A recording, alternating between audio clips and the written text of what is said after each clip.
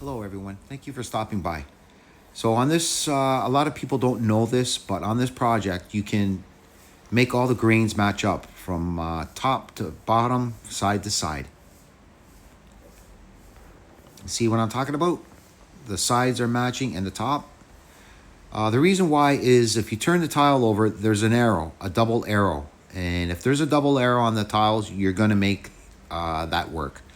Sometimes if you have one single arrow, you might be able to, but you might not.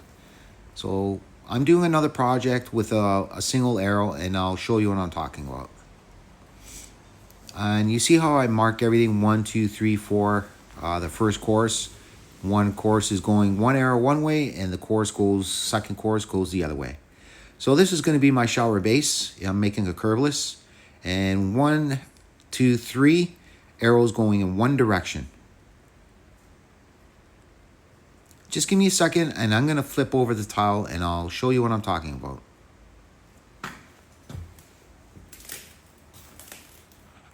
See the arrow? I'm going to my right. You can go to the left on your first course. It doesn't matter. So just turn that tile over first. Even if you purchase, grab one out of the box and look at it. And just circling the arrow. See that arrow? I'll do a close up. It's just going in one direction.